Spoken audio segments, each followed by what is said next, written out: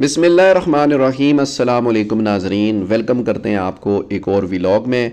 सरकारी मुलाजमीन और पेंशनर के लिए आज की बड़ी खबर, पे स्केल रिवाइज़ होने जा रहे हैं। कन्फर्म तकरीबन हो चुका है, लेकिन पे स्केल रिवाइज़ से फ़ायदा कितना होगा?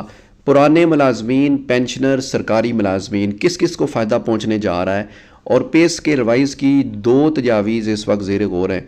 तीन टोटल एडॉक है। एक तजवीज़ ये है कि दो एडॉक ज़म होंगे, दूसरी तजवीज़ ये है कि तीन एडॉक ज़म होंगे। तमाम सवालों के जवाबात आपको इसी व्लॉग में मिलेंगे। वीडियो पूरी देख लें ताकि आपको ये मसला सारा समझ में आ जाए। चैनल पर पहली बार विज़िट कर रहे हैं तो उसको सब्सक्राइब ज़रूर करें। सबसे पहले ये देखें जी कि पे स्केल चार्ट 2025 इस दफ़ा इसलिए कन्फर्म है कि बाकायदा एक एस्टैब्लिश रूल है कि हर 3 साल के बाद जो वज़ारत ख़जाना है, फ़ाइनान्स है, वो स्केल्स को रिवाइज़ करती है, उसका जायज़ा लेती है और एडॉक रिलीफ जो चल रहे होते हैं उनको बेसिक पे के अंदर ज़म करती है। इस वक्त 3 एडॉक चल रहे हैं। 2022 का चल रहा है, 2023 का चल रहा है, 2024 का चल रहा है। एक एडॉक 35% है, दूसरा 15% है, तीसरा 25% है। बजट के मतलब तैयार करदा पे स्केल रिवाइज की पहली तजवीज़ ये है कि दो एडहॉक 2022 का और 2023 का, यानी कि 35 जमा 15 टोटल 50% एडहॉक रिलीफ जो बन रहे हैं, इनको बेसिक पे के अंदर जम किया जाए। दूसरी तजवीज़ ये है कि तीनों एडॉक यानी कि 24 वाला 25% जो एडॉक मिला हुआ है स्केल 116 के मुलाजमीन को और 17 से 22 के मुलाजमीन को 20% मिला हुआ है, वो भी बेसिक पे के अंदर जम कर दिया जाए। एडॉक दो जम हो या तीन हो, पे स्केल इंशाल्लाह इस बजट में ज़रूर रिवाइज़ होंगे। तो एक तो अच्छी खबर ये है। अब सबसे बड़ा सवाल कि क्या सरकारी मुलाजमीन को पे स्केल रिवाइज़ का कोई फौरी फ़ायदा होगा या कुछ अरसे के बाद फ़ायदा होगा? सबसे पहले ये जहन में रखें कि इस दफ़ा बजट के अंदर जो तनख्वाह इजाफ़ा तजवीज़ किया गया है, ताज़ा तरीन अपडेट के मुताबिक स्केल 1 से 16 के मुलाजमीन को 25% और स्केल 17 से 22 के मुलाजमीन को 20% तनख्वाह इजाफ़ा देने की तजवीज़ सामने आई है। लेकिन फाइनेंस की तरफ से ये 2025 का एडॉक रिलीफ जो तनख्वाह में इजाफा होगा, ये आपको नया रिवाइज शुदा जो चार्ट 2025 का होगा, पे स्केल रिवाइज होगा करने के बाद होगा, इसके ऊपर नहीं दिया जाएगा, बल्कि 2022 का जो पुराना अभी चार्ट चला आ रहा है उसी के ऊपर ये आपको इजाफा दिया जाएगा।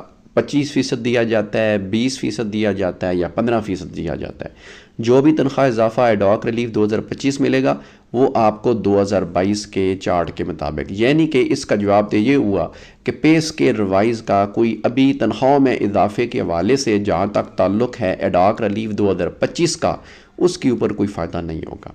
नंबर 2, जो मुलाजमीन अभी फौरी तौर पर रिटायर होने जा रहे हैं, क्या उनको फ़ायदा होगा या नहीं होगा?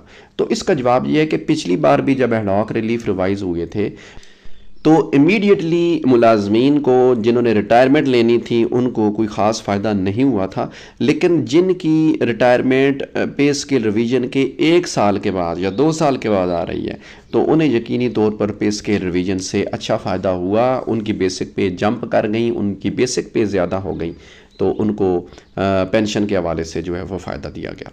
लेकिन यहाँ पर यह अमर भी काबिल गौर है कि इस वक्त जो हालिया पेंशन के मतलब रिफॉर्म्स हो चुकी हैं, जिस तरह के पंजाब को देखा जाए तो वहाँ पर पेंशन कैलकुलेट करते हुए पाँचों जो पेंशन इंक्रीजेज़ हैं 2011 का, 2015 का, 2022, 23, 24 ये ख़त्म कर दिए गए। अब ये इजाफा जात नहीं मिलेंगे, तो इससे अच्छा खासा कट लग चुका है।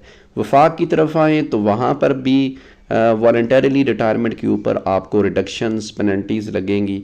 ठीक है, मैक्सिमम जो है वो 20% की रिडक्शंस हो सकती हैं। तो मतलब ये है कि मुलाजमीन को इस पे स्केल रिवीजन से रिटायरमेंट अगर आप फ़ौरन अप्लाई करते हैं तो भी फ़ायदा नहीं होगा।